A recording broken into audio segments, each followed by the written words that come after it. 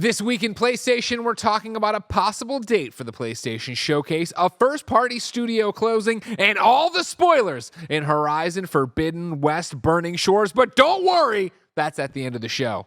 We'll have all this and more because this is PS I Love You XOXO.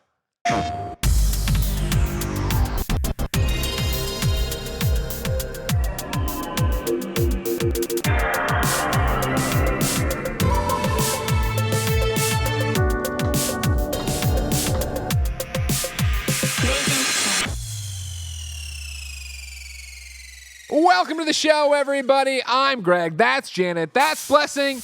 And you can get each and every episode of PS I Love You XOXO ad-free on patreon.com/KindaFunny. Of course, there you can watch us record us live as we are right now. I see Josh G, the old snug slacks, not slug snacks. Don't get it confused. And Ryan watching live as we record it. Of course, you can get it ad-free, and you can get dozens of bonus episodes of monthly exclusive content all on patreon.com/KindaFunny. If you have no bucks tossed our way, support us on the Epic Game Store, Fortnite, Rocket League, and Fall Guys with the creator code KindaFunny. You can get PS I Love You for free with ads and without the exclusive content on youtube.com/KindaFunnyGames and podcast services around the globe. Thank you to our Patreon producer for the month, Delaney Twining. Today we're brought to you by Shady Rays, but let's start with a PSN message from you. All right, Janet. This is what you fucking wanted, all right? You said you wanted a Horizon Burning Shores spoiler cast, and you're getting it. Again, at the end of the show. The end of the show. Don't turn it off yet. However, because a lot of people, you know how it is, Buzz. I didn't beat it. I'm not going to People saw this headline. They didn't want to click into it. I hear it. But this is the thing. They're not here. We can talk shit. I've had enough of these fair weather PlayStation fans. 1,000%. Right? First off, all you want is exclusive cool content. Gorilla gives it to you, and we say we're going to spoil. Oh, I didn't play it. I didn't play it. All you do is I didn't even beat Forbidden West. For Horizon Forbidden West is what they say, and it's like get the fuck out of here. Barrett and Lucy James say that because they're monsters. Disgusting. Because we're right. I'll tell you what, guys. Again, now I'm not even gonna spoil the part of it, but playing through Burning Shores, like all it does is make me, God damn, this game's great. How beautiful! It's beautiful. That might be the best looking game I've ever played. We're not there yet. We're not talking about that. Instead, we're starting with a PSN message from Modog Nick 96 from Massachusetts, who writes in and says, "Hello, PSILY. I was thinking about PlayStation's state of film and TV shows to come. In line with this week's episode of Burning Shores Spoilercast, I wanted to float an idea by you. What if Horizon 2074, coming to Netflix, was Succession with the Far Zenith characters and Elizabeth Sobek? The sleazy dealings they do preparing for Zero Dawn and the end of Earth. Obviously, it's a ways out, and with the writer's strike, who knows what will happen. I just thought it'd be interesting. I've been curious what a Horizon show would look like, but considering it may be set in 2074, I thought this take would be cool. Do you think we will see the future time in Horizon show or just around 2074? Blessing, they call you Netflix Poppy in the streets. I've not heard that one. I don't think they call me that. That's what they call you. You come in every day, so you Netflix and chill, I assume. That's not what I meant. No. Every day plus damn. No, absolutely not. I don't want these allegations on my name. Everybody, you can go listen to Love and Sex stuff, and I recommend you watch it to see some of the positions Mike and Bless bust out. But I'll digress. No. Janet called me out last week because we were talking about I forget what the story was. I mean, talking about hanging out with. I texted you. I privately called you out. Where I forget if it was on air or off air, where I was talking to you and Janet about talking to a friend about how I had something wrong with my eye and all this stuff. Later on, Janet texted me and was like, I feel like when you say you're talking to a friend, it's a girl that you're going out with. And I was like, Janet, you're absolutely correct. That is exactly what it is. But I'm not ready to reveal the name yet. You know what I mean? I'm only 2 days in. It was weighing on my mind. Oh, I was like, this is so suspicious. How did you meet this person? Hinge. Oh, nice. Okay, cool. Cool. You'll learn more later, or maybe not. I'm excited. Maybe not. You probably won't. Can I hear off air more about it? I don't need to. I mean, there's not much to it. 2 dates, that's fine. Yeah. What'd you do on the dates so far? First one we got sushi. Nice. Second one we went to a board game cafe and we played chess. Oh, yeah. Cool one. Okay. I won. I destroyed her. Blessing, chivalry, Blessing. She didn't stand a chance. Hey, you play a game on a date, anyone can get the smoke. That's I true. once whooped someone's ass at air hockey. It was wild. It was a shellacking. I don't see that person anymore. Wonder why. But you know what? Isaiah's way better than whoever that. I don't even know who that person was. Exactly. Can Isaiah beat you at air hockey? He can. I don't think he has in the times we've played. Honestly, And in general, like I love air hockey, but playing it, it's like, you ever have a game that like, if you're really good at it or you're at least evenly matched with someone else, it's so intense that it's almost not fun anymore because it's too stressful. That's kind of how it is with air hockey. Like I love playing the game, but he's pretty good, I'm pretty good, and it's like full on, you're thinking about it, you're zoned in, you know, you're like, it gets a little scary too, because if you're going real fast, like, you know, the puck could fly. It could get dangerous. Of course. So it's a lot. I did win our last match for sure, but I was like full sweat by the end. Like it was intense. So y'all have worn a squad out, but air hockey, it's super fun, but it's a little much after a certain point. Everybody who's watching or listening or whatever, I need your help. One day, Janet's going to make Isaiah an honest man and marry him. And when she does, tweet me to remind me to buy them an air hockey table for their wedding, yeah. okay? Hell yes. We'll get it custom. Yes. We'll get some custom art of you guys done for the center thing. You know what I mean? Dude, I need That'd to be get married. super Then cool. the air hockey pucks could be me and Bus face. Yeah. But yeah, I'm excited to see. This is great. Let's get back to this Horizon question. I'm excited to see so what the excited. Horizon show is. I forget what the rumors and talks were because I remember talking. We go about to IGN.com where Ryan Dinsdale wrote an article in June 2022 that says the Horizon TV series appears to be called Horizon 2074, which is likely a big clue to the story. PlayStation's Horizon TV series will seemingly be called Horizon 2074. I nailed it? Okay. Yeah. Indicating that it's partly set during the fall of civilization, which takes 1,000 years before the games. The name was shared alongside a crew listing on the Directors Guild of Ontario website, matching reports from industry insider Jeff Grubb, who shared the listing. Grubb's tweet said, "Here's the crew for Horizon 2074. This confirms the name as well as filming in Toronto. As I reported previously, the show will likely be set in Toronto as per conditions for tax incentives." The 2074, this is back to Ryan at IGN. The 2074 date more or less matches up with the fall of civilization in the 21st century mentioned in the two PlayStation games, Zero Dawn and Forbidden West, which date is slightly earlier in 2066. The actual story of Horizon games takes place around 1,000 years later. And then it's into more of the stuff of Sony announcing this, that, blah, blah, blah.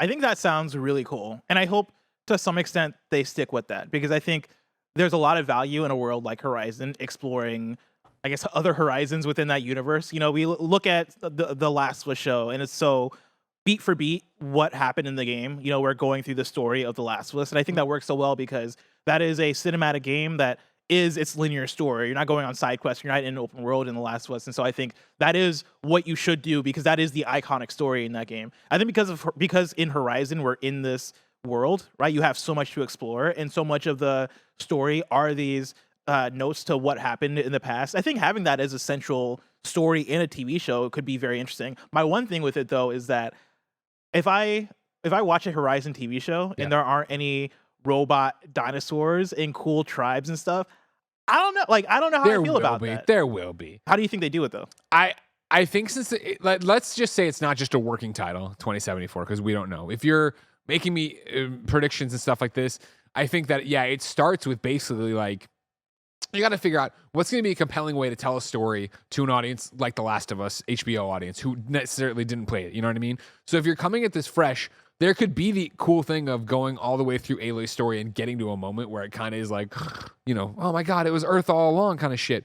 But I think that actually is weaker because you'll be scanning stuff, hearing it in English. You'll be like, what's going on? This has got to be somehow. So I think it might be cool to start with, hey, you know, the first episode is similar to this Succession vibe, but it is Elizabeth fighting for it, trying to do all this stuff, blah, blah, blah. And then like, oh my God, we failed. And not that you see it all there, but it's like this failure. And then it is that we pick up with Aloy, like waking up or whatever. And we see that there's all these robot dinosaurs and stuff. And then it's intercut as you go forward of like getting flashbacks to what was going on, why it happened, what the Pharaoh plague was, et cetera, as you pull out of even to the Zenith people, right, of what's going on. I feel like it's going to be a mix of that, but I'm with you of like, how do you get people to watch it? I feel like it's really weird to call it Horizon 2074 and have it be Aloy and these futuristic dinosaurs, right? Where like I think they'll end up dropping the 2074 and just have it be Horizon, whatever they call it, because I don't think they want to anchor it in the future present, whatever you want to call it. I think Justin Timberlake went in and said, "Drop the 2074," you know? No, just Horizon. No, Just Janet, what do you think? Janet, what do you think? It's tough, honestly. I'm kind of dreading this show coming out, especially after like The Last of Us show, which was really good. Though I will say The Last of Us show I cooled on it a bit by the end. Like it had some really like fire hot. Yeah, I was like, man, this is even better than the game. And then I was like, is it? I think it was definitely meant to be a video game by the ending of it, personally. But either way, that was, I think, pretty successful overall. I think they did a good job with it. I feel like Horizon's so much harder because while I enjoy the story, and, you know, we'll get into the story of Burning Shores during the Spoilercast portion, but at the end of the day, like, the gameplay is what I really enjoy. So I don't know, like, and, you know, I think they do have to try to translate some element of the spectacle that we get from Horizon, which I think you can do with, like, the vista shots that you get from the cinematic portions of the game. But yeah, I don't know. I think they would try to maybe do the same setup twist, but I think if you are calling it Horizon 2074, or even if you are trying to take that more, like, in the now of the game's angle, it kind of ends up not being that surprising. Though also, how surprising of a twist was it really in the first game to begin with? Because my brother is playing the first game now, and he's like, yeah, it's kind of weird because, like, I know that it's our world, but, like, Aloy doesn't know for, like, 6 more hours, and I'm kind of just like, get it together, Aloy. I think it's an interesting. I think it's an interesting enough story from the get if you include it, and I do think, you know, the chat obviously on Patreon.com/KindaFunny is talking a little bit about it. Cameron Kennedy's in there and talking about, of course, like, the concern of how expensive Aloy's time would be, which is what I do think works to their advantage of doing it. But it also goes both ways, where it's like 2074 needs to be a futuristic set that has these machines and stuff that are turning against us, kind of thing. Or I guess the AI and Gaia and all that stuff, right? Which would work, but you still need, like, the giant hunter killers that come out and, you know, get into these giant, like, Terminator wars with them. And so doing stuff in nature, just shooting out there on green screen and having a robot, you know, whatever in there, it works. But if you're using it limited and you're jumping back and forth, you're able to do it. And I also do think that this is now in the shadow of Last of Us, where they do see, holy shit, critical acclaim, success, headlines. Maybe this is a way to get more money out of it. But of course, Writer Strike does make it interesting as well, and how far along they were in pre-pro. Yeah, I'm excited, curious, and also kind of scared for a lot of the TV shows for PlayStation. Not Twisted Metal, though. Aside from Twisted Metal. Twisted Metal has it unlocked. But I'm more so thinking of Horizon and then God of War. Because God of War is a TV show, right? That's not going to be a movie. Kind of funny. I forget. You're wrong. Even though we don't do that. I think it was Amazon. Yeah, it's an Amazon show, right? Amazon. Yeah. Because if we talk about budget and how to translate that into visuals and special effects and all that stuff. Show. I mean, Last of Us, of course, like, had a lot with the clickers and what they did with all the infected. Like, they put in a lot of work into that. But aside from that, you're talking about, you know, realistic sets that take place in realistic cities that are overgrown by fungus. And now they also did a lot with making those cities look overgrown and the towers leaning on each other and all that stuff. But for God of War, you're gonna have to do a lot. Like, every other moment, you're gonna have to have some kind of visual effect to convey some kind of fantasy beast or magical power, or, you know, blade of chaos, or like some kind of thing that is, oh snap, all right, we gotta translate this to a live action show. And the same with Horizon when we talk about the machines. Yeah. I am concerned about how well they're going to pull that off and not make it look cheap or hokey and all that stuff, because we're talking about TV and not movies. And Netflix, which can go either way. Yeah. Where it can either look really great or it can look like, well, yeah. Okay.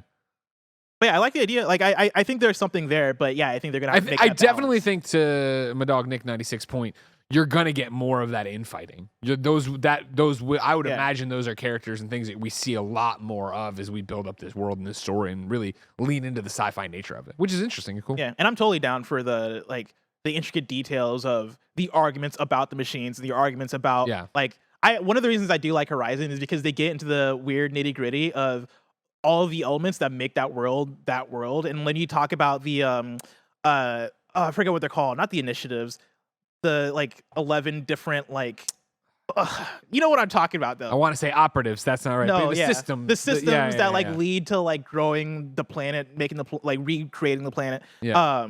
I enjoy that shit so much. Like, I enjoy listening to them talk their nerd shit about all the things that make the Horizon world unique and interesting. For sure. I think you can do that in a TV show easily, right? On just the lore and world building side. I think that stuff is going to be fascinating. But when it comes to the action and nailing the visuals, that's where I'm like, all right, well, we'll see. But I think, again, balancing the past stuff with the future stuff might help them with that. But we'll have to wait and see. We will. My prediction, it won't be good, but I'd like to be proven wrong. You don't think it's gonna be good? No. Well, I mean, again, I do think this is a tall order. Where again, how do you make the dinosaur? I keep saying dinosaurs. The robots look great, machines. And how do you have them on a Netflix budget? And I'm not talking shit about Netflix, but on a Netflix. Look at me. I fucking like this. How many goddamn episodes of Smallville, Arrow, Flash did I watch? And Flash, man, some of those. Supergirl. Oof. Some of those effects, man. You know that is a TV show, right? And I can't it's going to be hard to nail this. I mean, feel even like. the Marvel stuff on Disney Plus Sure. has plenty of moments where it's like, oh man, this is a TV show, not a movie. In the live chat, there was a great one. I'm trying to see which one said it. There it is. My dog Nick 96 says, think about Last of Us HBO and how little of the clickers you saw. Imagine how many Robo Dinos you'll see. Yeah. Same thing, right? And I think clickers, you were able to make a bit more sense. Whereas this, who knows? But again, the way you could work around it is if you really did center it on, I'm using present day, but our end future here of they're trying to stop it and they don't stop it. And if you could get success and a following there, maybe season 2, they are like, all right, cool, we want to do Aloy's part of this. And, we maybe flash forward a few times. Now we really want to do it. We need to make it look great. We need a lot of money. Subordinate functions. There you go. And there's 9 of them. It rolled off the tongue. Yeah, How I do was we not miss going to remember How do we miss that. that, Blessing. Greg. Usually we have a nice little song and dance here for Tots, topic of the show. But topic of the show, ladies and gentlemen, is this. No, Barrett, no. Get the graphics. Thank you. I'm sorry. Topic of the show is not happening now because that's the spoiler cast. We don't want to ruin it if you want to stick around for that. So instead, we're going to say, Blessing, what's happening this week in PlayStation? It seems like there's a rumor, Greg and Janet, that there's a big PlayStation showcase weeks away. This is Andy Robinson at Video Games Chronicles. Is that Amy Winehouse? I forget who's saying that song. No, is it Adele? Yeah, I think it's Adele, right? Yeah, rumor has it. Oh, yeah, I think that is Adele. Na-na-na-na-na. Sony is planning to showcase upcoming PlayStation games in a digital event held within the next few weeks, sources have told VGC. According to people with knowledge of Sony Interactive Entertainment's plans, the next big PlayStation showcase could take place at the end of this month or in early June, ahead of other big events planned for next month, including Summer Game Fest. These claims are corroborated by Giant Bomb journalist Jeff Grubb, who wrote on Monday that he believed the PlayStation event could take place during the week of May 25th. If these claims are accurate, a PlayStation event would kick off several weeks of major video game showcases, which are taking place in the absence of the canceled E3 2023 show. This was also included in the conversation of Metal Gear Solid 3 remake I was and going to say, yeah, the other Konami Konami stuff, games. Yeah, being seeming- exclusive, timed exclusively. Yeah, time exclusive for PlayStation, right? Which theoretically would be shown off at the upcoming PlayStation showcase. I guess my question is at this point, like, how solid is our belief that this is happening? Because I'm at the point where I'm like 95%. Okay, we're gonna see this thing happen that week, and we're gonna see those Konami games. Janet? I mean, I think that this will probably happen. I think just timeline-wise, it makes sense to do it. Also, we all know Jeff Grubb's always right, except for when he isn't. So that feels pretty good to hang your hat on.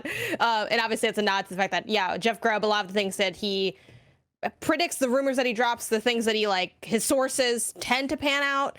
A few times they don't, and people really notice those times. But generally, I think there's a lot of credence in the Jeff Grubb stamp on a rumor. So, and the timelines just work. I think we've been waiting for this kind of thing for a long time, and it seems like, I don't know if we're ever going to fully evolve into something else, or if things will get more officially underneath the Summer Game Fest umbrella. But it seems like there's kind of in the wake of E3, people are just well, this is the season for stuff. So well, let's just do our stuff during this time. And some of it is SGF official, and some of it is just around that time. And this seems like it could be one of those, but we'll see. I certainly hope so. I think there's definitely a need for that and a desire for it, given what we've come to get used to for that season. Right? Is there a chance this doesn't happen? And if it doesn't happen, is the PlayStation community going to get riled up and angry? There's always a chance this is going to happen. And that's the thing where it's it's just like every conference where you predict whatever game over and over again, where I predicted for how many Game Awards that The Rock was going to show up, right? Eventually I'm going to be right. Eventually there's going to be a PlayStation showcase to chart the course for the next few years of what PlayStation and the first parties are doing. It just makes sense. This has happened before. This is where we're at. We need a Spider-Man 2 release date, and then we need to know what happens after Spider-Man 2. And so you figure this seems to all line up and make sense with that. You need, even though we're going to have first party stuff and hopefully see more of what's going on there, I'm not holding my breath to see what Sucker Punch is working on. I think that might be still too far out. I'm not holding my breath for a number of different first parties, and we are losing first parties by the day, apparently. We'll talk about that soon. This makes sense. The Konami exclusivity makes sense. Of course, we already knew stuff, in terms of Silent Hill or what you've seen before with, Square Enix and Final Fantasy. PlayStation's still quite aggressive about that, trying to make sure that even if they aren't putting out the first party games, their platform is getting exclusives. And so I do think that it's time for PlayStation to raise the flag. We're on the other side of Horizon. We're on the other side of God of War. We're about to be upon Spider-Man. We need to know beyond that what's going on. So yes, this does make sense to me. If it doesn't happen, will the PlayStation audience get upset? Of course. But the PlayStation audience is always upset for some reason, right? And they'll never be as upset anytime soon as as upset as the Xbox audience. That's fair. So it's really apples and oranges to a degree. But I think you run that risk right now of something we talk about when we do these things. Of, well, how do you promote what comes next but not overshadow what's about to come out? I think this gives you enough gap. If you come out, and I would assume at this thing you say September for Spider-Man. Maybe it'll be they show the Spider-Man trailer and then the blog will confirm September. You come out and you say September for Spider-Man, and guess what? Here are 2, 3, I might be reaching there, depending on how big they're going, 2 to 3 glimpses of what the other first parties are doing. You'll get those in 2024, or maybe not even date them. They're just out in the ether. Here's some exclusive stuff, blah, blah, blah. You have that moment here.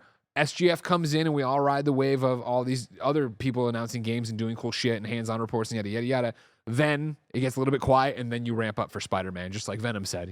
August is all ramping up for that September release date. That makes sense to me. And then we get to launch Spider-Man. Spider-Man's great, hopefully, knock on wood.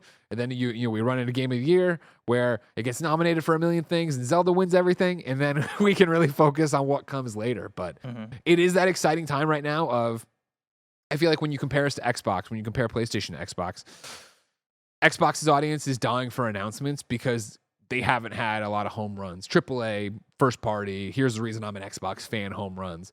PlayStation's opposite, dying for announcements because they love what PlayStation's been doing. And so as we get to the showcase again, which is different than a state of play, you really do wonder of like, all right, well, how big are they going to go? Could they go? Is it just going to be these games? Is it going to be that remote play device? Is it going to be the PlayStation 5 with the detachable hard drive or a detachable disk drive we've heard so much about? Like, what are the realities we could get out of this? Or will it just end up being a state of play? And it is Spider-Man's release date, and here's a bunch of indies in the middle. Like, who knows? But yeah, it's exciting. I think the difference between a state of play and a PlayStation Showcase is like, when you look at last year around this time, one, I think is going to happen because it just makes sense with the timing, especially when you look at the state of play from last year where happened around this time, happened right before Summer Game Fest. I feel like that state of play was a few first party announcements away from just being a PlayStation Showcase when you look at how good it was, because it was, here's the first reveal of Street Fighter 6. Here's the first reveal of Resident Evil 4 Remake. For some reason, they didn't have Last of Us as part of that, right? For the Last of Us Part 1. Instead, that was part of Jeff Keighley's Summer Game Fest, along with like the reintroduction of the Last of Us multiplayer game. And I think PlayStation easily could have been like, actually, no, let's all lump this together and just make it a PlayStation Showcase. But I think they want that to mean something. They want a PlayStation Showcase to be, hey, these are bangers. Like, here's a short list of what you can expect from a lot of our first party studios. Like, so far we've had a God of War or the reveal of a Spider-Man 2 plus Wolverine. Like, they've had those reveals at PlayStation Showcases. And I think if you're going to have a new one, you got to have one of those there. And so I think that's the reason why last year we didn't have one, because they didn't have one of those to talk about yet. I think now that we're in 2023, we're approaching Spider-Man 2 coming out this fall. After Spider-Man 2, we don't know about much, right? We have Death Stranding 2 that's announced. There's this game Stellar Blade. There's not like a first party PlayStation Studios thing, but it's being published by PlayStation, so it's kind of first party, second party. But they have that in the ether, and I think that's going to be pretty much the rest of 2023 for PlayStation. So I think they got to come out and start talking about the future a bit more. And I think with that, yeah, like we have an exciting slate that we could hear about, especially with these Metal Gear Solid 3 rumors. For sure. If you come out and you are like, here's the date for Spider-Man 2, here is maybe pick one of your studios. I don't know. I mean, here's a factions. Factions. Yeah. Not what the fuck is going on? And like we've heard, we'll hear more about it this year.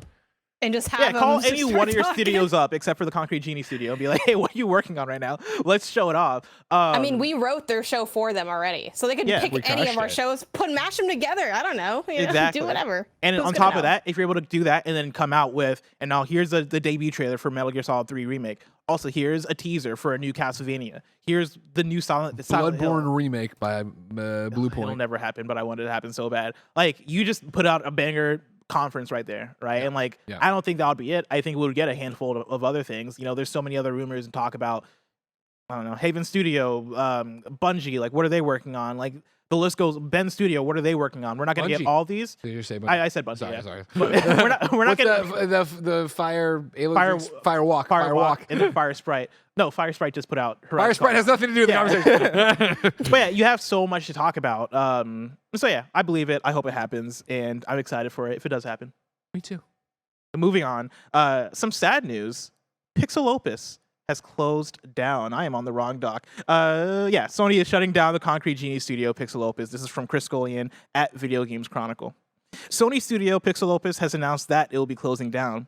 In a tweet posted on Friday, the California-based studio wrote, quote, "Dear friends, our PixelOpus adventure has come to an end. As we look to new futures, we wanted to say a heartfelt thank you to the millions of passionate players who have supported us and our mission to make beautiful, imaginative games with heart. We are so grateful." End quote. Janet, what was your immediate reaction upon seeing this news? I was like, this sucks. It does feel like a negative hit towards PlayStation. It felt like, it's tough to know because there's nothing really said here, and yet so much is said at the same time. It's hard not to fill in the gaps and feel like maybe, Sony didn't see a future here, didn't want to see a future here, wasn't excited about what they were. I'm not sure what that behind the scenes looks like. Obviously, I'm not going to come on here and pretend like I was the biggest fan of Concrete Genie, because I wasn't, but I was a fan of the studio because I felt a potential in what Concrete Genie showed. While I wasn't as hot on it as, I think even like Greg, you're pretty hot on Concrete Genie generally. Yeah. So I'm not as hot on it as you were, but I saw a joy there, in a level of innovation there, a creativity there that got me excited about this studio. And to feel like, and this sounds like so heavy-handed in a way, but like I was excited about the studio. I thought Sony was excited about the studio, and to see this come to an end in what feels so abrupt, it's disheartening. It bums me out. It feels like, we were just talking about what does PlayStation need to bring to the table with their next, entry into live service or live service elements and what we want to see from them. And it felt like, PixelOpus, while I don't think they had the pedigree I'd like to see, to me, they stood for a PlayStation that was a little bit different. I think we see a lot of that single player prestige, big AAA stuff, and that stuff's fair and fine.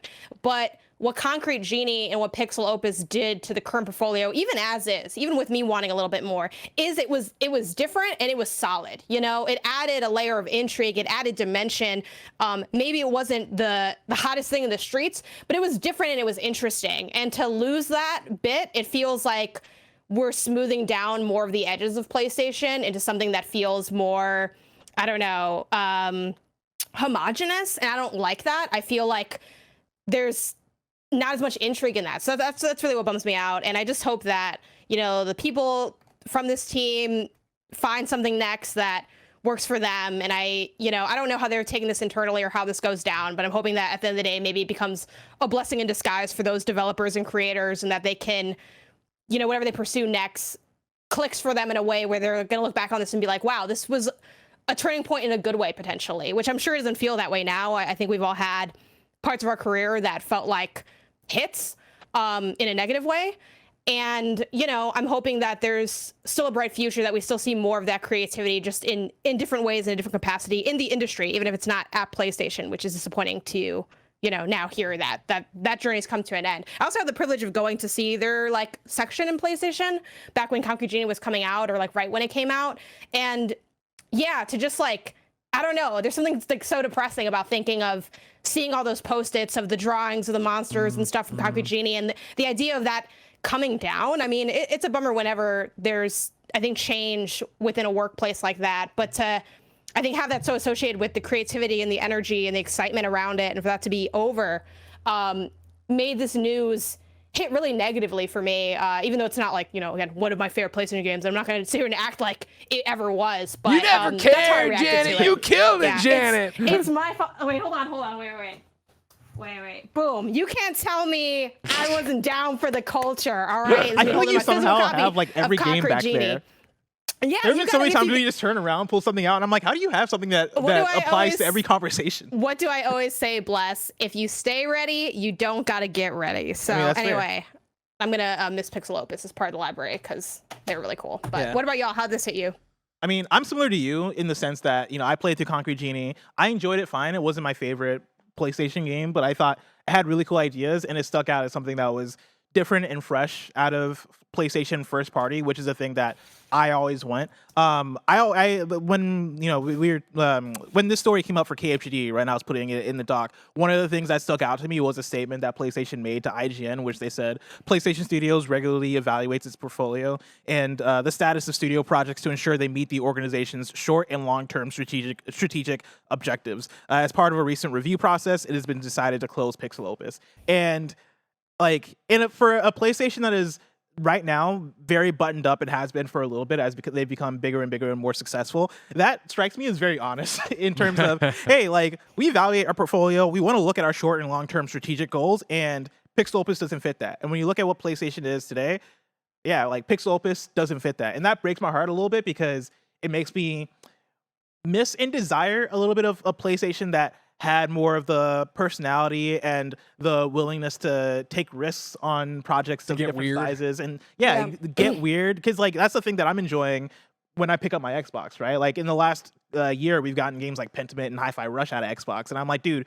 those are weird, and those are very much passion projects from the teams that are working over there. And over on PlayStation, right? We're getting these big prestige, critically super well received titles. But to your point, Janet, right? There's this level of being homogenous in their library where it is, what a PlayStation first party game is. And I think to most people, to the wide audience, that's a good thing because we know that we can expect a game that looks incredible, a game that runs really well, a game that is going to give me probably a narrative or some kind of third-person action gameplay, and that stuff is going to sing, right? We can expect we know what to expect, and usually that is a good thing. But I do like the idea of, hey, Media Molecule or PixelOpus, be kind of the weird thought leader might not be the right word, but be research and development for us.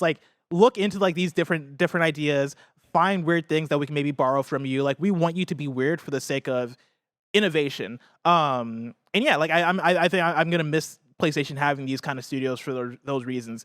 On the other hand, right, I get it. You're a big corporation, you're making so much money off of other IP, off of Horizon that we'll talk about in a second, off of Last of Us and your other studios. I get why you want to close it down. I just hope that Media Molecule doesn't get closed down in a similar fashion, because now I feel like they're kind of next up on the board when you're talking about the weird, different PlayStation studios. But do you really worry about Media Molecule? I mean, it's similar to what you're saying. I think everything you guys said about PixelOpus is correct. Honestly, I think with them, there was always a weird acquisition, I felt, for where PlayStation seemed to be going, and now as entrenched as what the PlayStation identity is in the PlayStation 5 era, I think it definitely makes sense, although it is sad to see it go. However, I fully expect that team to either end up at a bunch of different indies or start their own little indie thing and make smaller games faster, make weirder shit probably than PlayStation was going to allow them to do, which is why I turned my attention to Media Molecule too, which is that, of course, Dreams was a great idea, but Dreams was also very convoluted and hard for a mass market to understand, and PlayStation is very mainstream and mass market right now. So I do wonder what Media Molecule will work on next, and if there's any possible way that can reach the heights you're seeing Sucker Punch, Insomniac, Naughty Dog, and PlayStation go. And if that's the case, again, if Media Molecule was to go away, I could see them all making a few smaller studios out of that are turning games that are even weirder, even faster, which of course is easy for me to say. No skin in the game. I'm not worried about my paycheck if you're in America for PixelOpus, your healthcare, et cetera, et cetera. But I do think that those names and those pedigrees would be gobbled up in terms of funding of oh my God, you want to make something weird and small? Let's go. This 5-person team, 10-person team. Yeah. I mean, I worry about Media Molecule in the sense that I think there's eyes are on them. Eyes are on them for sure. Eyes are on them. And I don't know if they're going to make the next Ghost of Tsushima or the next Horizon. Sure. You know, I wonder if their next thing is probably Little Big Planet, because that is what they were known for, right? Yeah. Go back to what works. And, we just got the Sackboy A Big Adventure. If that worked for them, then yeah, have Media Molecule go back to making Little Big Planet games. But yeah, I think I worry just on the nostalgia side of, I just really appreciate what Media Molecule brings to that. I understand the nostalgia side 100%. Yeah. But again, who knows? Who knows? We'll see. And yeah, I don't know. I guess my question is, what do you think Media Molecule is working on next? Like, do you think it is Little Big Planet? Puppeteer 2, you know? Why not? Someone needs to bring it back. Someone's got to pick up this one. Pick up what's the fucking name for the strings attached to a puppet? I don't know. Strings? Someone in the chat will know. I mean, I think they're like going to do something totally different. Like, I'd be really surprised if Media Molecule went back to like Little Big Planet or Sackboy, however you want to couch that IP. That's basically the same IP, just different. Yeah, Puppeteer. Here we go. And I'm not beating Puppeteer, so I don't want to. Japan Studio. Thank you. On the PS3, and I didn't finish this yet because I started playing it on PlayStation Now, and it just had like just enough delay that I'm like, I gotta get a hard copy somewhere and dig out some old stuff. But this thing hit. Like, if you're looking at the gameplay footage that Barrett pulled up, like, this was like innovative, creative. It was fun. It was like stage play-esque, 3D platform. Well, not is it 3D? 2.5D? I don't know. Whatever. It's a platformer. It's funky. It's fun. Yeah, I want to see just. I would love to see Media Molecule go back to platformer, but do something different. Just something funky, something fresh, something weird. I mean, they've played around. I think if you look at some of their, which I feel like this could be its own whole episode, so I won't talk too much longer about it, but of like what Media Molecule could be cooking next. I think if you look back at what they did with In Dreams, you could kind of get maybe some hints of like the various directions it could go in. Like, they dropped that train game that was like, they did this thing where they had like these like packs of levels that they made that they'd keep like making new ones, and one of them was like the train one where you're like building like train tracks and shit. So I feel like it could be anything, but I would be shocked if it was like a Little Big Planet again, because I feel like they seem like they want to go and do something new generally. So I feel like it'll be a more traditional game, but the genre's TBD. But I feel like platformer is pretty safe and really needed with PlayStation. There's not a lot in the way of platforming. If they can come out with something, anywhere. yeah. I mean, I think, we've talked about it before. It'll be a dialed-in actual game. As I've said, imagine Tearaway, not a Tearaway 2 or anything like that, but in terms of some of the create ideas that were inside of Tearaway that weren't Little Big Planet. Like, I think it's going to be something weird like that. But I think I could see it being a type platform or something to that effect. But it'll be a game, first and foremost. Well, to usher into our Horizon Burning Shore Spoilercast conversation, let's talk about a little bit of Horizon news. With Horizon Forbidden West has become one of PS5's best-selling games. This is Liam Croft at Push Square. As part of a celebratory PlayStation blog post all about the 20th anniversary of Guerrilla Games, the first-party team has announced Horizon Forbidden West has sold 8.4 million units as of April 16th, 2023. This is purely counting all PS5, PS4 sales, and does not factor in any downloads from PS Plus Extra. In total, with the original Horizon Zero Dawn and also Horizon Call of the Mountain included, the Horizon series has now sold 32.7 million copies, including PS Plus and the play-at-home redemptions. The sales milestones makes Horizon Forbidden West one of PS5's best-selling games, competing in the upper echelons with the likes of God of War Ragnarok and Marvel's Spider-Man Miles Morales. And so, boo Barrett. Horizon Forbidden West, boo. Congratulations. Yeah. Shut up, Barrett. Yeah, congratulations. Well deserved. You know what I mean? I think it is that game that franchise even that we talk about that often comes up, the Bridesmaid, right? I feel like we give accolades to both first party wise. Oh my God, Last of Us. Oh my God, Spider-Man. Oh my God, God of War. I feel like Horizon and Aloy do get in that second tier. Same thing where we talked about, of course, the release of Horizon always coming out alongside some other open world game of the generation when you talk about Breath of the Wild for Forbidden West, for Zero Dawn, and then of course Elden Ring for Forbidden West and stuff. So yeah, it's nice to see it, actually selling and having an audience there. Yeah, it's really nice to see it selling because it's a franchise I think, right? All of us really enjoy and love this franchise. But also, yeah, it's easy to see it feel like it's falling behind the curtain because of launching alongside other super popular games, but it's reflected in the numbers, right? Like, hey, one of the best-selling PS5 games, that's huge, and it has me excited to see what the next Horizon game looks like in terms of how they improve it and all that stuff, but then also what is the next IP that Guerrilla moves on to, right? Like, are they able to repeat this success? Sure. I'm also very curious to see that just because I don't think we've had, maybe aside from Naughty Dog, these current iteration of PlayStation IP that came to fruition during the PS4 generation move on to all right, now let's create another new IP that is of this size, that is of this ilk, right? I feel like Horizon was the first one that came in that slew of here's Ghost, here's Days Gone, here's Death Stranding, like a bunch of these bigger, more polished first-party titles from PlayStation. That would make me think that Guerrilla is probably gonna be the first one to get there with a new IP, and I'm actually very excited to see what that looks like. Aside from like a Naughty Dog, because Uncharted Last of Us, I kind of look at they kind of like dovetailed. Yeah, in like and I guess maybe Naughty Dog gets to their new IP that's after Last of Us. That's my thought, is that I think they're going to get to, I think you're getting Horizon 3 next, period, end of statement, right? We'll talk about Burning Shores, but Burning Shores is still setting the stage for the next game. And obviously it's sold well enough that they're going to make this next game. They're going to complete what I would assume is their trilogy, right? And so at that point, then you figure lock them in for another 4 or 5 years, right, of working on that. And I do feel like even once you get Factions 2 or whatever we want to call the Last of Us multiplayer project from Naughty Dog, I think there's a team that has also been working on the next single player game they're super stoked about. Sure. So I would wonder if that gets there first. And I like what Sucker Punch, I assume, is going to be working Ghost on Ghost 2, and then after that I would expect a Ghost 3 maybe, if they're working on I think that'll be the stop. You think so? I think Ghost 2 will be the stop. Yeah. Based on nothing really, other than I think historically there's the second invasion of Tsushima that I think they'll use for their next game, and then I think that even then, I just said it about Horizon, but I think that Ghost and Jin Sakai feel like they're down there too.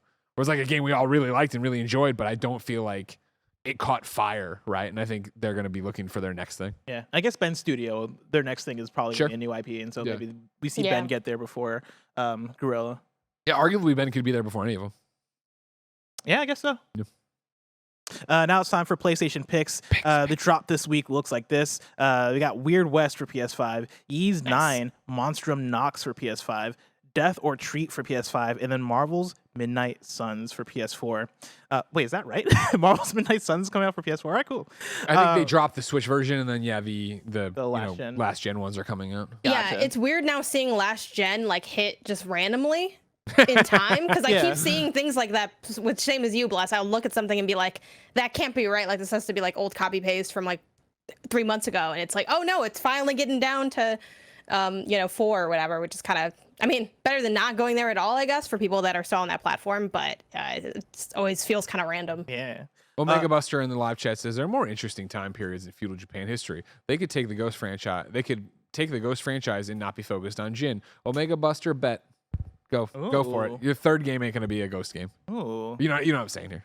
Ghost 2, then something else. Bet. Well, as far as what we've been playing this week, Greg's been playing Horizon. Yep. I've not been playing anything that you can talk about. Janet has been playing some Marvel Spider-Man Morales. You want to talk about that a little bit? Yeah, sure. I'll be periodically talking about this game, hopefully not also overlapping with the next game when it comes out. I have beaten the game before. I beat it before it came out. During the review cycle, people always ask that when they see me playing it. I'm just working on the platinum for it, so I figured I'd toss that in there because I don't have a lot else going on for PlayStation right now. But dipping back into that, I finally finished there's like most of the trophies are pretty very achievable. Like they're not too bad. One of them is, I forget what they're called, but like those little kind of test tutorial-y thingies where it'll be like, oh, do this many takedowns this way. Like it's the simulations that like Peter set up for Miles to train in, the training simulations. I finally did the stealth one, which I was struggling for so long because I didn't realize you could like click the stick and like see if people could see you. And I'm like, oh my God, this is so much easier. And then, a couple other things like learning how to use my webs to like distract people. Because I think the thing that I've really learned from doing the platinum, and I feel like the platinum has so many functions, people always ask like, well, what's the point? Why even do it at all, right? I don't know, why do any of this? Like, we're just spinning on a rock, right? But to actually answer that question, besides the, more time with the game you like, the challenge of getting to do it, the feeling of satisfaction of having done it, all of that is fair and fine, and they're all reasons why I sometimes pursue a platinum. But a fun sort of, what is it called, symptom of it, even though it sounds negative, of this platinum run is you do get to engage with the game on a different level, and I feel like Miles Morales and the Spider-Man games in general are not hard games. You can get by without knowing much and look really good doing it. You hit square a couple times and you look like God, hit the triangle and circle and it's like, oh man, you're doing amazing takedowns. And I think that's a testament to what makes that game special and that franchise pop, that you can just kind of button mash and look amazing and have it feel fun and not like you're just hitting square a bunch of times.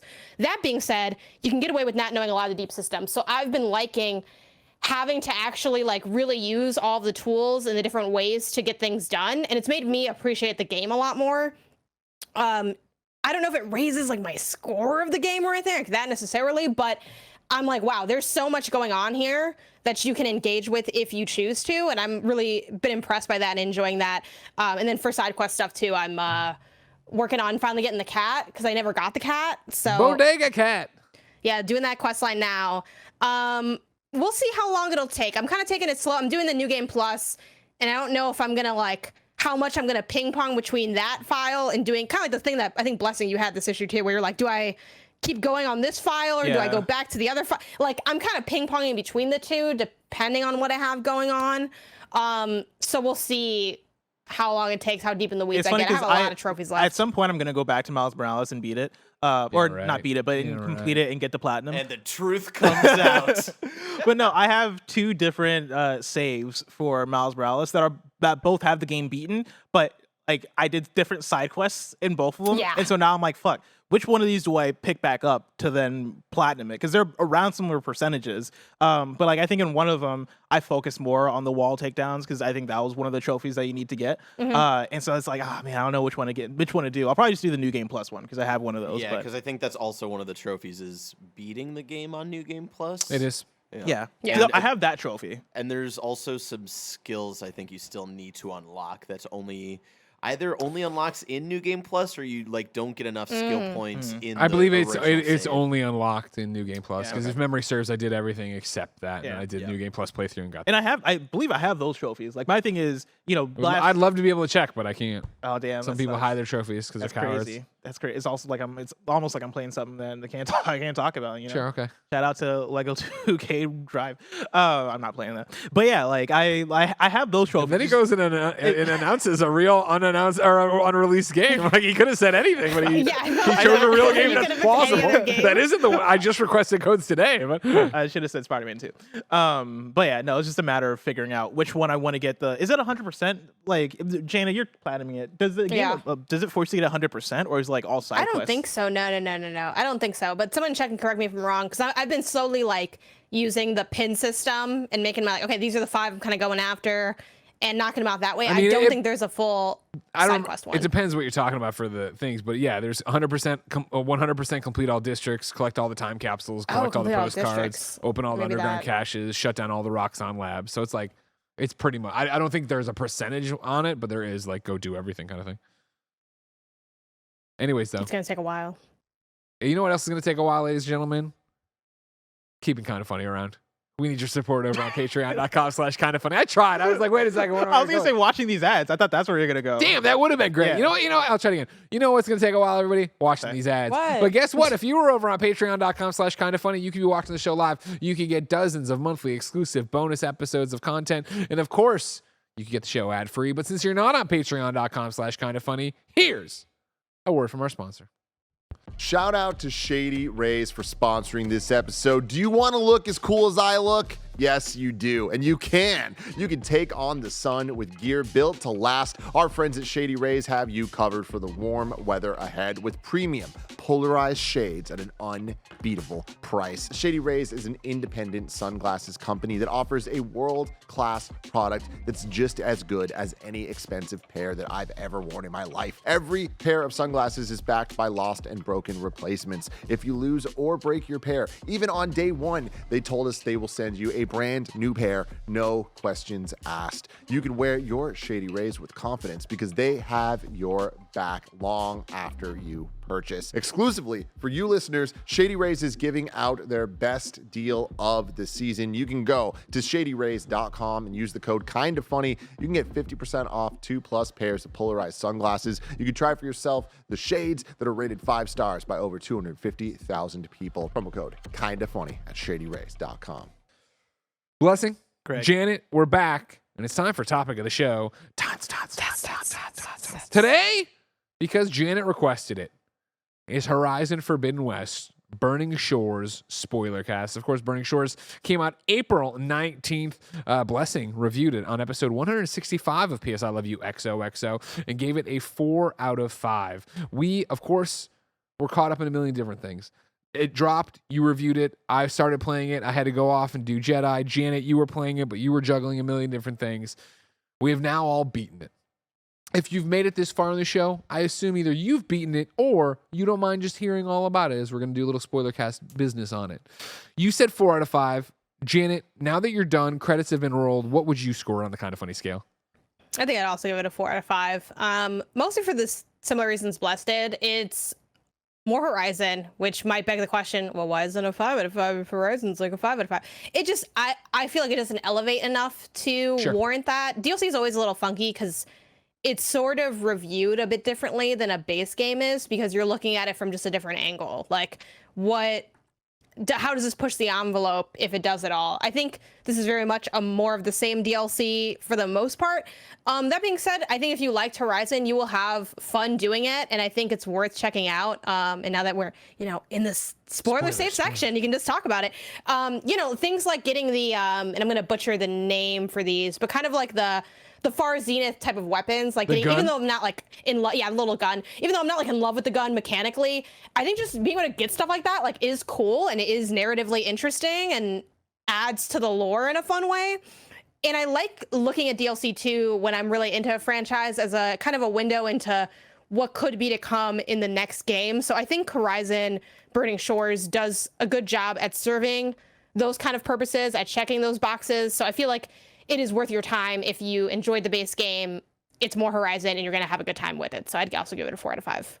Yeah, I agree with that, and I think the reason I don't think it pushes it crazy forward, and that's the same thing we all said. This could have been something that if I didn't know better, you could stumble on and be like, oh man, what a great quest line in the story as is. And it's what you talked about, I think, a bit with Horizon and games in general. There's so many quest lines open on my current save of Horizon Forbidden West that is like, oh well, as excited as I was about the DLC in a new place, what's keeping me from having those experiences with these others? I think Sam Witwer, of course, friend of the show and somebody who's just been acting forever, is great as Walter Landra. I really liked that Elon Musk kind of character. I thought he was a better villain than most of the other Zeniths, maybe with the exception of Carrie Ann Moss, right? Because we got so much time with her and we had the whole thing. But I liked his narrative overall of just like, yo, I'm running from Nemesis and we're back, but fuck this. I'm going to go back to LA and kind of take over LA and then get my rocket and get out of here before Nemesis shows up.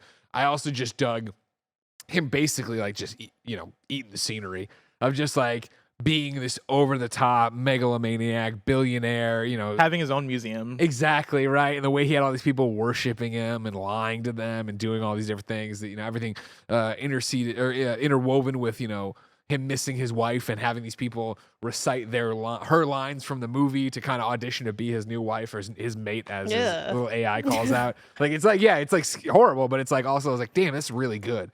But also, why are the Far Zeniths obsessed with that? This is the second Far Zenith who's like, I'm down bad for someone in the past, and you kind of look like them. Or you could I could pretend, if I squint my eyes, take my glasses off, I could pretend you're that. What's up with that? I mean, they fucked it up and now they want to get it back. That's all. Make up for, the thing. They don't want to meet new people. And they definitely want to talk to these people who are like from the past. They don't want to get on like the what kind of exciting conversation you can have with this people? They've seen none of the movies or things you enjoy. All they know is, I like fucking hit a lizard with a rock. Well, that's fucking exciting. That was really cool. Thank you. Do you understand I can fly? You understand that I've been alive for gajillions of years and stuff? I got better things to talk about than this. Don't you worry about it. Yeah, I like that. I liked, even from the little bit I knew I liked Seika. And I'm saying it right? Seika. Yeah. Okay. Yeah. Mm-hmm. Playing through the rest of the way with it, I really enjoyed her performance. So I think that's one of the things that makes it, a 4 out of 5 is that the performances are great, the stuff's great, the world is still gorgeous. It's still so much fun to play Horizon. It just is like, yeah, it's not that there's no downside. It just feels like more Horizon, which of course I think makes it a little bit less than what we thought with Horizon Forbidden West, which was a step up from Zero Dawn. Yeah, like for me, it's just the fact there's nothing that really makes it super special. Like I had talked about this in my review, but I liked the addition of Seika as a character. I think Seika brought way more out of Aloy as a character, and that's been such a conversation of, oh man, I wish Aloy like had more personality, or I wish Aloy like had more to work with. I think putting in another character that feels competent, that gives Aloy more to play off of, brings more out of Aloy, and I really enjoyed that element. I liked I liked the new location. I think adding in LA as a location was really enjoyable. One of the things I brought up during my review too is that the design of this area, because it's meant to be played after you beat Horizon Forbidden West, it feels a bit more designed around the fact that you have this flying 100%. machine. And so it being segmented by different islands and having like a lot of water there and being able to find the water wing and going underwater and coming up, I thought all that stuff was really cool. And then I think the story was really engaging as well. Like there's so much here that I'm like, oh yeah, no, this is great. But it's not like I finished it and went, Greg, you need to play this. It's more so of a, oh, dude, Greg, you should play this. Like, you want pretty more, good. go for it. Yeah, this is a great dessert on what was already there. Like, Exactly. This is a great add-on to it. People agreed with us, of course, across the board. Everyone who wrote in was super stoked. Of course, you can always write in for free at kindafunny.com/PSILY. Dane wrote in and said, writing in for the Burning Shores Spoilercast. Good day, y'all. Hope you're doing well. Across your previous Horizon discussions, you talked about wanting to have Aloy be more fleshed out as a character and wanting a romance option. This DLC hit both of those for me. Do you feel like the writers stepped up their game on writing Aloy in Burning Shores? I do. I don't know how much of it was reactionary or was heard or how much you could change between Forbidden West release and Burning Shores release, but I do feel like they did their best to make Aloy more verbose, to have opinions and like that. And it's not like earth-shatteringly different or anything, but I did feel like she was talking more and it was more engaging and she was pushing back on certain things. Yeah, seeing the moments where she would get like a bit nervous or a bit emotional while talking to Seika, and you can tell that she relates to Seika in quite a few ways, right? But then also, seeing her, like her voice shake a little bit, like those are sides of Aloy that I've not seen before, and again, I really enjoyed them exploring it. And I think they stepped it up for this, and I don't know if it was I don't think it was, to your point, I don't think it was reactionary from Forbidden West, because I'm sure this DLC was in development way before even the release of that game. But I wonder if it is seeing even response from Horizon Zero Dawn, because I think some of that stuff just persists in terms of the way people talk about Aloy. See, I do think some of it came from Forbidden West, because it is that I know usually mocap writing and all that stuff, it's happening, but it's not like the first thing they're doing. So I do think there was time after the game that you saw this reaction and well, how can we pep it up a little bit but not go crazy? Obviously, change everything. I got so excited. That's the thing is, they turned me into somebody who's like, oh damn, I hope we see something happen here. I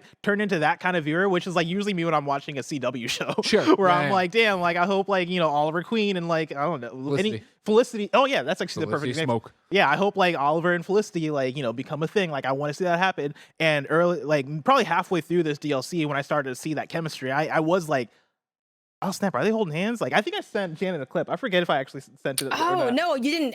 I was supposed to tell you I finished everything so you could send me everything you've captured. There's a clip of me being like what's going on? What are they doing right here? And then I'd at the end of the cutscene, I'm like, oh, let's go. These oh man, they're doing the damn thing. But yeah, no, I think I think that element just gave them a lot to work with in terms of Aloy. And yeah, it seems like they are taking some feedback in trying to implement that in, which I enjoyed. Oh, you did send me this clip. I didn't watch it. I have to check it out now. I mean, ignore that I've send watched it this us. on my We're gonna phone, watch but- it together. I don't know if it's one. I forget what I say in that one. Watch it with muted. Oh, do you talk in this? Oh my god! Hold on. I do Can talk I in just?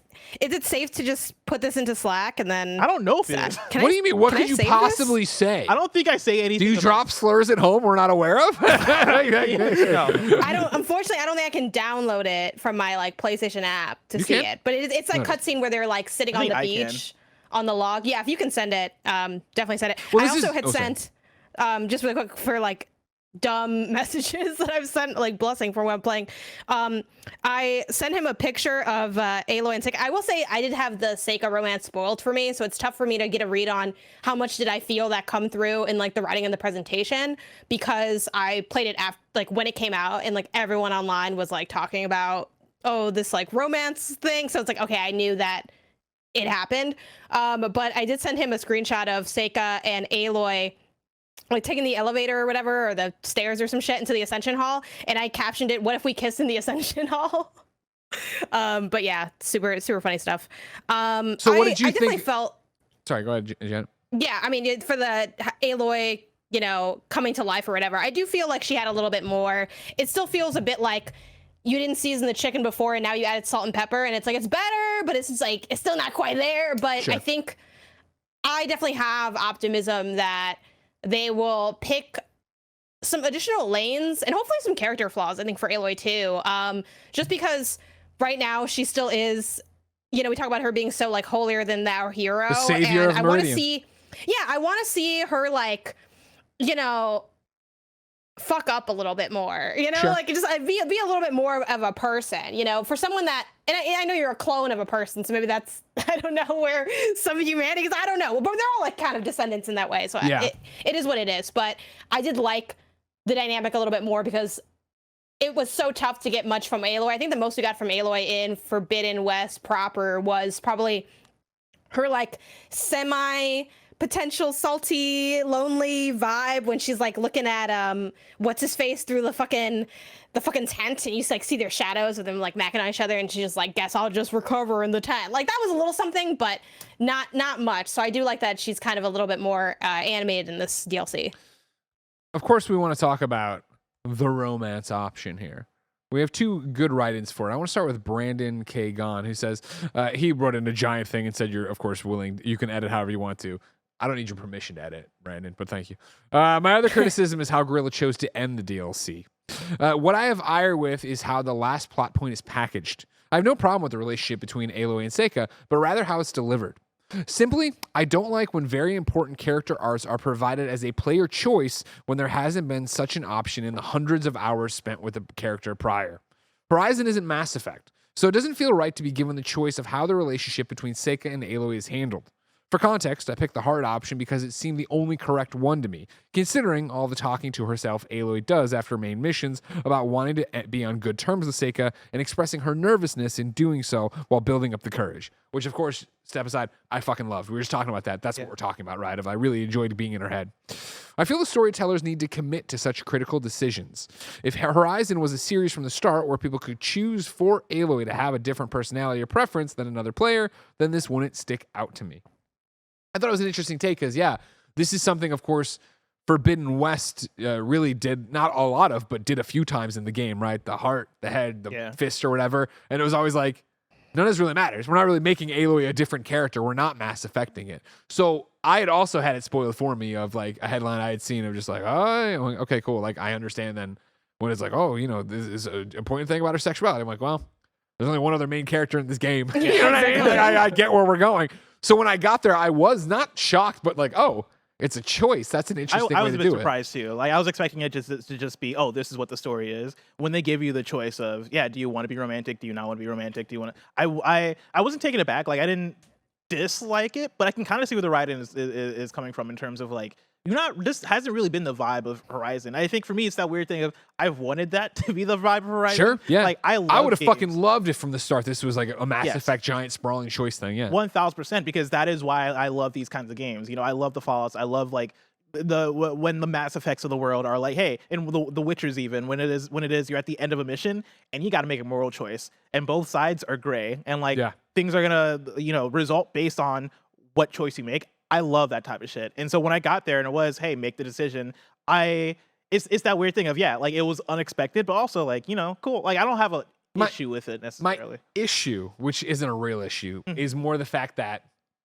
when you do DLC, there's always that question of, well, how important is this really? Yeah. Is this really going to affect stuff? And like, Spider-Man does something in their DLC at the very end. You're like, oh man, that was a pretty pivotal character from the main game that is now in a completely different light. What does that mean? It was all a dream. What does that mean for Spider-Man 2, right? The fact that we have the choice here makes me really go, oh, so like, we're not going to see Seika ever again. Seika is she going to matter? Are they going to read my save to be like, okay, give one insert cutscene at the end of Horizon 3 when all's fine and Aloy's finally done, that I embrace Seika in a cutscene, or maybe get a throwaway line of dialogue, and probably get a throwaway dialogue line that's a very general, like, oh, I've met somebody like you before, or that kind of shit, right? And it won't be that. Yeah. This leads to Mitch's question, or comment that leads into questions and more conversations on this. Mitch wrote in, of course, KindaFunny.com/PSILY, and said, what what did you do for that moment at the end? It seems like most people go for the love option, but I went for the Aloy is a solo adventure and has no time for anyone option. And whoo boy, she is brutally mean. And I ended up very unhappy with my decision for how to exit the story. I am full of regret, but everything else was great through the DLC, especially the Cauldron. All three of us did love. Yeah. So I went and got the video and tossed it up, Barrett, if we can look and see. I guess jump to the down in the comments. It's got the description. We can jump straight to the rejection. I guess this is I think he might be already there. Great, perfect. Because there was love. This is too much for me. I'm not ready for this. Where'd I go? This is too much for me. We get more volume. Everything we've been through. Fighting machines, fighting the Horus, fighting Lundra. That has been my life for 2 years. Just one enemy after another, with the biggest still to come. There's so much at stake.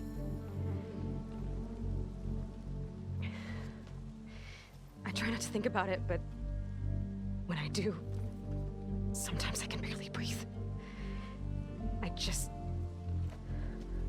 It's all I can handle. I just don't have room for anything else. Of course. It can't be easy for you.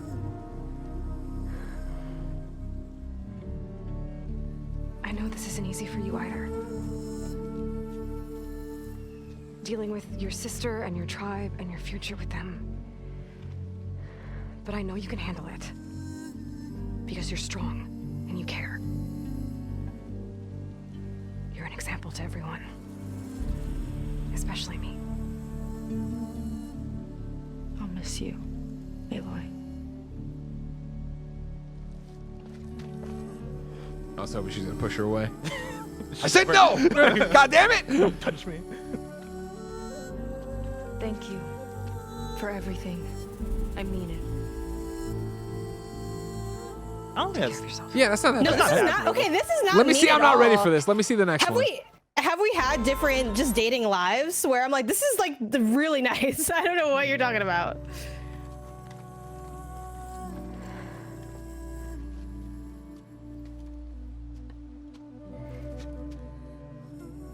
Seika, ever since I was an outcast, I've been fighting. Machines, AI, Zenith, even whole tribes. It's all I know.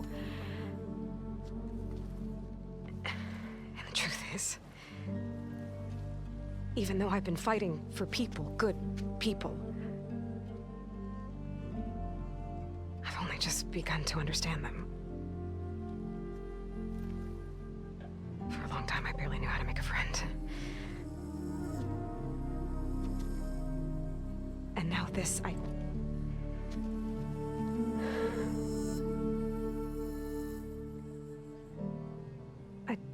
just don't think I'm ready to take the step you want me to.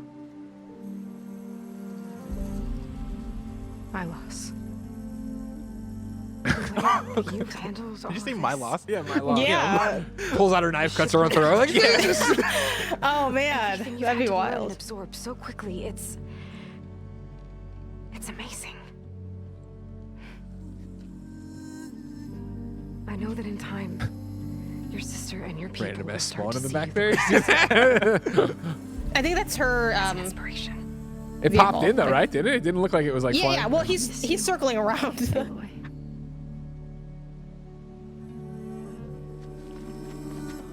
Push her away. But it also looks like it wasn't like naturally gliding, but it was like a dragged PNG in the background. Take care of yourself.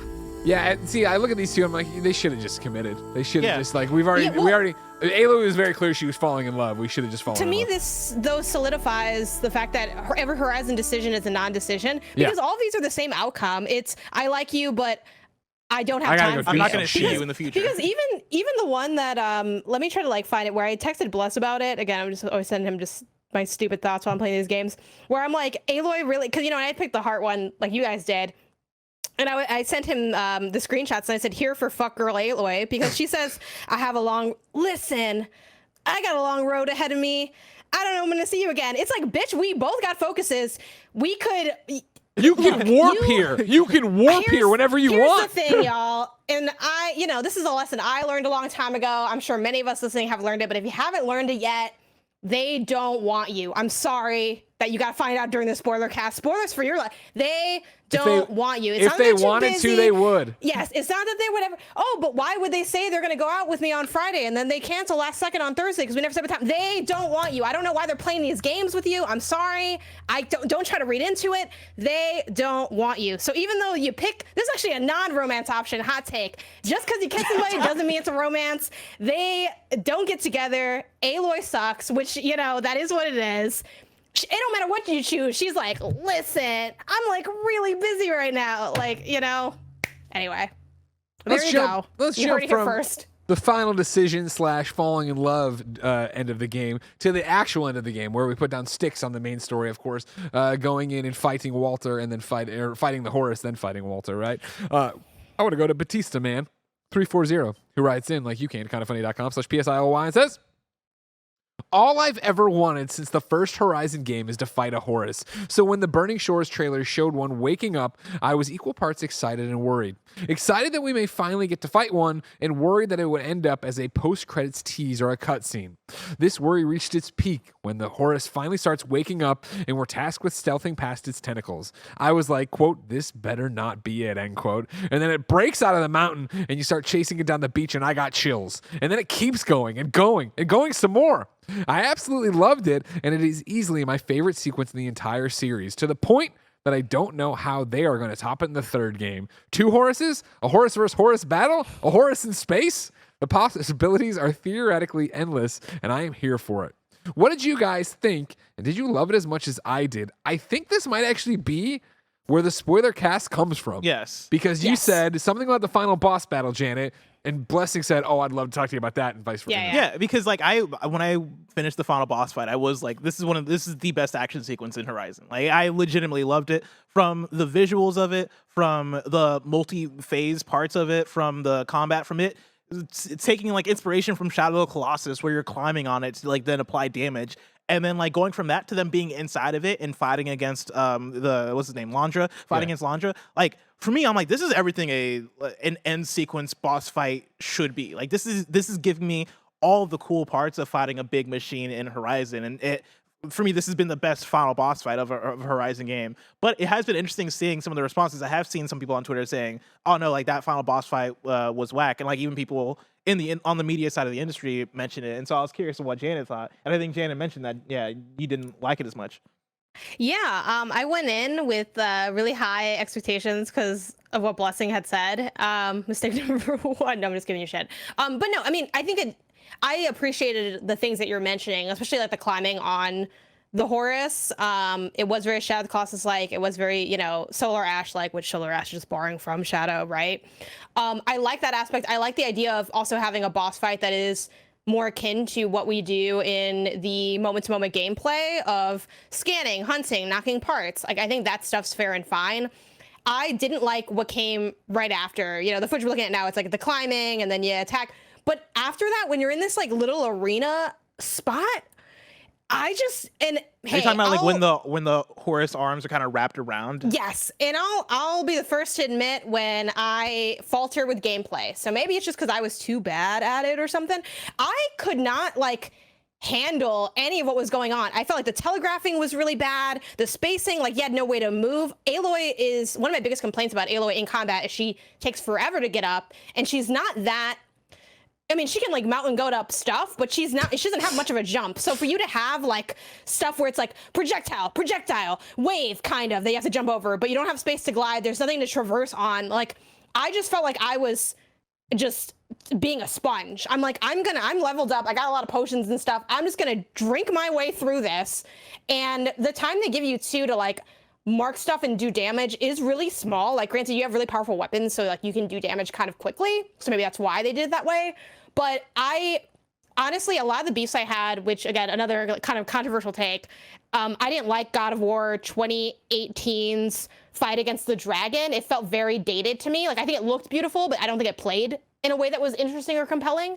And I had a lot of that flashback while fighting this, where I'm like, look, I know what I have to do, but doing it's kind of rough. And like the more I fuck it up, the more I'm getting taken out of it. And then when you're inside, like I like going inside like the cauldron type thing, but then when you're again, like you can only hit it when it's attacking, but the attack is a wave that you kind of got to jump out of. I'm like, Aloy doesn't got, maybe I don't got it, so I'll be willing to cop to that. But I did not feel capable of doing what they wanted me to do, and it took me out of the spectacle of it. But you know, Greg, what was your read on the final boss? Well, you know, Janet, we've talked a few times about how we're the same person and how it's very rare when we disagree and see things differently. And this is not one of those times. I did not like this final boss battle. A twist. Yeah.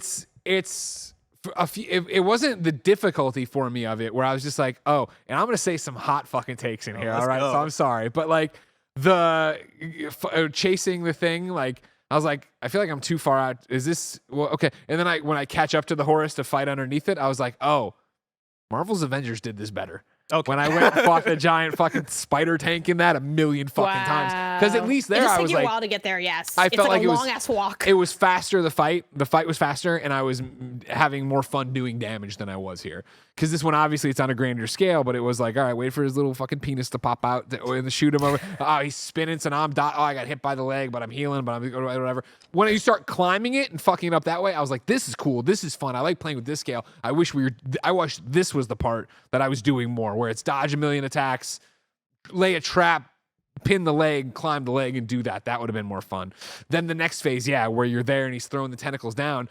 That was the same thing you were talking about, Janet, where I was like, this feels dated. I feel like I've done this a gajillion times, whether it be a Borderlands, whether it be a God of War. Like, there's a million things I can think of being there, having the thing, and I'm like, this just doesn't feel fun. And I appreciated as soon as it started, like, I was like, I better not fucking die here and have to do the fucking part I just did that I didn't enjoy over. And the fact that there were so many kits in the sand, I was like, okay, cool. Like, you're giving me what I need to get through. And then, yeah, to get to the final battle with Walter, this is maybe on me a bit, where once I got the Zenith gun that I looked up and then looked away from, the Spectre Gauntlet, and I'm using that, like, that came at the perfect time in this DLC where I had been playing, and I was like, I'm having fun and enjoying this, but man, I you know, we're coming off of so many different open worlds right now. I'm like, I really wish I was not using bow and arrow. And then I got that gun. I was like, oh shit, fuck, this is great. And it kind of feels like, listen, you've already beaten the game. You've come this far. Let's give you a weapon that's way too, it's OP, but it's fun to use. I'm like, all right, great.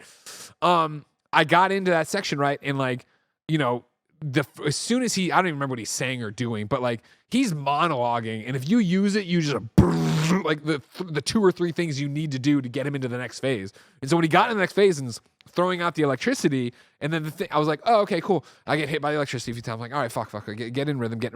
Got in rhythm, land, go to shoot it, and I hit it, and I do like basically no damage.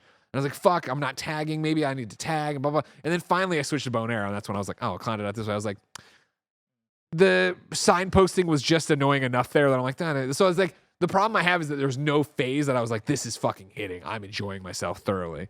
So it's like, I get it, but it's like, eh. And again, what other Horizon? Like, that's the thing too, is like, I can't think of a Horizon boss fight that I did. I definitely hated the Carrie Ann Moss fight. Yeah. But that was the one where I think this was probably the first boss during the fight. review where I was like, fuck, I'm under leveled. This is the first time I've gotten this far in. There's no way out. Like, shit, fuck. I don't remember liking the still call Horizon Zero bullshit. Dawn one.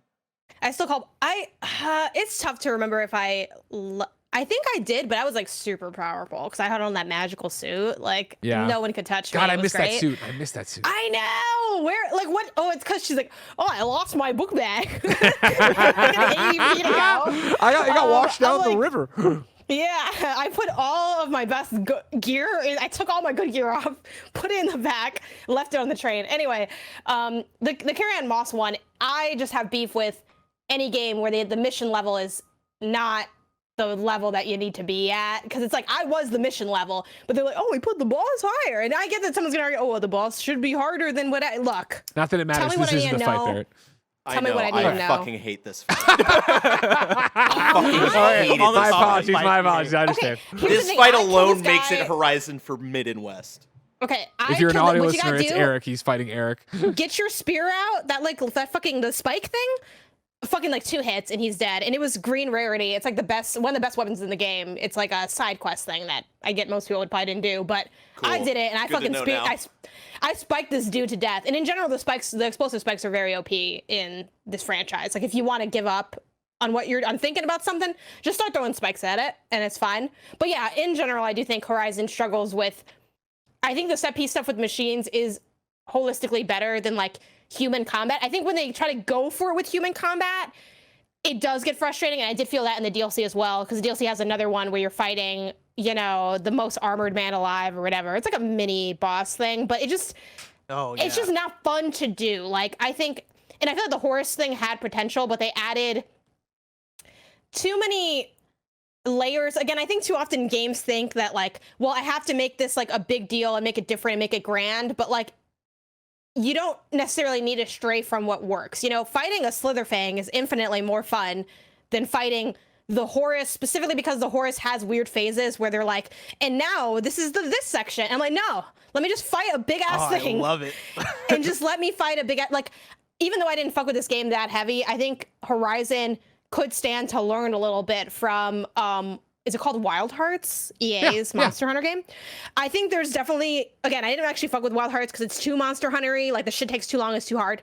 But elements of the traversal that game has, like I'm waiting for Horizon to like get there a little bit more. And I do think this DLC is inching that way with the geysers and the way you can use that to like zoop up with your little fucking your glider, holographic glider. Yeah, but I want to see a little bit more of that. I think too, like to your point, Bless, with the Shadow comparison, and granted, I didn't really fuck with Shadow of the Colossus, but I think of Solar Ash, which is also borrowing from Shadow of the Colossus. I think of how stylish and cool those boss battles are, and I'm like, if we like meld it a little bit, it's there, which I do think is kind of a lot of the critical conversation around Horizon is it's almost there, but not quite. And I do think these are layers where I am a little bit in agreement with it being like a little bit off the mark for me, for what I would want. I really feel like as much as we enjoyed Forbidden West, and and to be clear, like redoing this or doing the DLC, you know, I stopped doing Star Wars to come back to do Burning Shores for the spoiler cast, and now it's like I have 8 trophies left for my platinum on the base game. So it's like we are doing this until Zelda or until the next review game shows up. Like I'm all in on Horizon, and I am having so much fun. But it's also for me, and this is the thing with an open world game. For me, Horizon is exploration, and it is thinking through a scenario and then executing it more than it is the moment-to-moment combat. Yeah, I agree. Like fighting humans, like I don't like melee, so I always stay back and do stealth. But now that I got that fucking gun, and I'm working on like the camps or whatever, and I have my high-powered arrows. Like right before this, I was like, I'm trying to knock out the trophy for getting rid of all the rebel camps. Right? I got like 2 or 3 left. So I just glided over one, landed, and I was like, let's go, motherfuckers. And I'm like, I'm just shooting people in the head and like healing because I'm so super powered and OP. And it's like, again, for endgame, I'm enjoying that. What I'm excited based on what we did here of getting the cool gun, seeing some of the new traversal stuff they're doing is what they'll do in the third. Because the third strikes me as, since you have that kind of gun already, let's actually start getting some of their tech and using it against them and not just be bow and arrows. Let's get some really cool, I don't know, fucking Iron Man boots or whatever the hell it's going to be, but really like mixing and working on it, especially with the team you have around you that you could do stuff with now. Yeah. One of the things that I know probably are going to wrap up in a second, but I wanted to shout out / talk about a little bit the I don't know, I forget what it was called in the game, but it's like a Universal Park kind of area in the game where Pangea, Jurassic Park, dude. I thought that was so fucking cool. I liked the idea so much, and I liked a lot of aspects of it. The not like telling you where to go and like trying to I got so lost in that. Go to the armory, and I was like, dude, it all looks the same. And then I finally saw the armory sound. I was like, I'm a dumbass. Okay. I didn't really get lost there, but the armory, I did have a hard time kind of finding where the the leveling, like the map with like the levels. That part kind of got me, but yeah, I'm with you. I felt like it was also one of those things of like it was a part I got to and then had to break several times for like something with Ben or something with Jen and then something for work. So it was like I wasn't getting the flow of it, but I loved the design and the detail so much that like after I'd already done the main mission, I came back. I'm just like, I just want to explore. I want to see what's up. That's my thing. I think that was supposed to be like this DLC's Vegas of like here's like the really cool part that's like, you know, visually interesting, that is like going after a gimmick. And I think like in some ways they get there, but in other ways I'm like, man, I would have loved to see this fleshed out more, especially like in just the mission design area of it. But yeah, like I want them to do more stuff like that too in the next game. 100%. Oh, yeah, here's this thing that you might pieces. recognize, like a set piece moment that is, oh fuck, like look how cool this looks, because Horizon has so much capabilities and possibilities for, oh yeah, like the game's already visually cool. Like give me the stunning moments where I'm like, oh shit, like y'all wait till you get to this part. It's gonna Did blow you your mind. solve the whole like dino? No, I started That was haven't fun finished too, it yet. and like I like It's doing so that. good. How long And did I that love take the you? way. Oh, it's not bad at all. Okay. Because like once you set your sight on the figures, it's pretty easy. Cool. Like, 'cause I you did the just- first one and I was like, I gotta review this game. I'll just go on exactly. Yeah. But again, that's what I love. That's what I love about Horizon is, all right, here's the thing, and you can most of the time even see it through a window. Like, how are you going to get in there and get it? That's what I go and do. Yeah, I really like the figures too. Bless to your point about getting like turned around in the fake Universal Jurassic Park area. I think one of the cons of how they set it up narratively is because you're going in there like stealth. It's night. You're sneaking in and you're doing all this stuff. Or maybe it wasn't. Maybe it didn't have to be night. It was night for me. I don't know. It was night for me too. Yeah, it was I think it had to be night then. But I can't fully remember.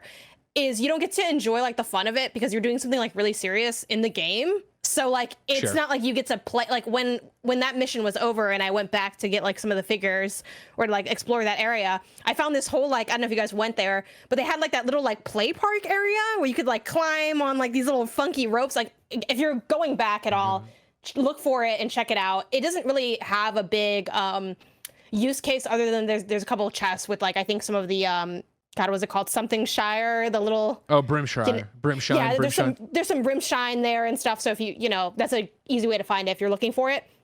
But that was just cool. Like it's just like a cute, fun thing. I feel like they could have put a couple. Something I wish they had in there was some working coasters. And I get it's a cajillion years old, but they have like the loop-de-loops and stuff. Dude, and I'm like, elevators let me- still fucking work all the time. Go for it. yeah, like let me whatever. get in a little cart and like zoom my way through or something. But I did like aspects of that. It definitely felt like kind of harkened back to, oddly enough, Super Mario Sunshine has an amusement park area too that kind of has like a bit of that funky fun to it. So I like that. Other like kind of final things I want to nod to are I do like the flying aspect and what that's kind of lent itself to with the capture. It's way easier to do the capture stuff when you just fly through the rings than to try to like perfectly line up these vistas, which I could never do. And I also really like how you can use the flight to one, easily, get around, but two, there's some moments where like you need to have your bird to pull off like part of the rooftop or something because you can't pull it yourself. I think it's such a fun, creative use for it. So yeah, I like that aspect of it. I like the nods to, I don't know if you guys did the side quest where you ran into what's his face, the guy from Vegas. I forgot his name. Oh no! But, like, Oh yeah, I think I But did he's that. there, so Is, like is it the one where he's like locked in a room and you gotta help him Yeah. out? Yeah, I couldn't figure out how to get him out. I was like, sorry, dude, you're stuck in You know here. what's funny? You're gonna die. Sorry. That's so funny because I texted Bless like, oh, like why did this quest line make me kind of emotional? Like I thought it was like a cute ending. Like I was moved by the ending of that little quest line. And he's like, oh, what's that? Let me go do it. So to think that you're like, let me go do it, and you're like, nah, I don't know. No, I'm good. I'm good. Get this guy out of here. But yeah, I like stuff like that, and I love that Horizon has these known quest structures, things like the ruins, but they'll throw in like every now and then a little something different. And in that one ruin, the different thing is that he's also there, and you kind of like get to hang out with him and do some stuff there. So yeah, I really enjoyed it overall. Looking forward to the next batch of machines, and looking forward to. I don't know when I'm gonna work to write it out, but I want to write out my Horizon 3 wish list and really go into. I did a little bit on KFGD when Horizon 3 was confirmed for like the headlining story with Mike. But I really want to go into the weeds and like dream about what I would love to see like in the next game, and then for fun see if any of those things come to fruition. But yeah, fun time to be in the world of Horizon. As always, for those who know, come on now. A final word that I'll take from the Book of Janet, based on this DLC. Enough of the swimming. There's like one part of the DLC that asks. I like the swimming. I don't like underwater battles. I Those like suck. swimming. But also like, hey, find these 3 materials that are under the water. I'm like, what? For me, it was what are when we it was like, doing here? get this fucking thing hanging off this thing's tail, and I was like, all right, Yeah. all right, Yeah, come on. like let me do that with the water wing. I'm down to swim with the water wing, Yeah. especially if I'm Yes. zooming down there. But like if I'm just Underwater's- Aloy I like looking for a underwater. material underwater, then I'm with Janet here. Get it out of here. Stealth Cope. This was great DLC for a great game, and I'm excited to see what it'll be, and I'm excited to platinum here in a little bit. But for now, who I want to have the final word on this episode of PS I Love You XOXO is back to Brandon K. Brandon, of course, wrote into kindafunny.com/PSILY like you can and gave a whole bunch of stuff that I edited. But these last 3 paragraphs he gave are long, but I really appreciated them. The last thing I want to touch on is Lance Reddick's character, Silence. Having him be the catalyst to start the DLC was a particular pang, and hearing his distinct voice made me appreciate what was being said, even if, in any other circumstance, it may or may not have been all that important. Whenever I go back to replay Zero Dawn or get around to finally going through New Game Plus and Forbidden West, I'm really going to cherish the interactions he has with Aloy. With how far games have come in having the likeness of an individual, the opportunity to live on for digital eternity is a powerful concept that has stuck with me since the final conversation of the DLC, thanking Aloy for her, quote, exceptional contributions. And yet, for me, that wasn't the most heartbreaking part. If you go back to where all your allies were when you complete the story, Alva in San Francisco, Cotolo in Memorial Grove, Aaron in Las Vegas, etc., and if you have already had their thank you conversations for helping them in their respective quests, you'll discover they're all gone, leaving behind one of those data points you can scan, each letting Aloy know they've left on their own quest of sorts. For example, Cotolo, I'm saying it wrong. Cotalo left with the delegation of Tanak to Meridian to broker a peace/alliance of sorts with the Karja. Or Zoe explaining she set off to Nora Lands to meet Varl's mother, Sonia, and explain all that has happened. But it's Silen's note that has stuck with me. In it, it's a journal cataloging every time he makes an excursion to the Zenith base to pick up any leads to combat Nemesis. And when combined with the last conversation he has with Aloy discussing how he will need to travel to the facilities of different weapon companies that were in competition with Londra before the apocalypse, I can see the way in which Silence may be written off in the coming threequel.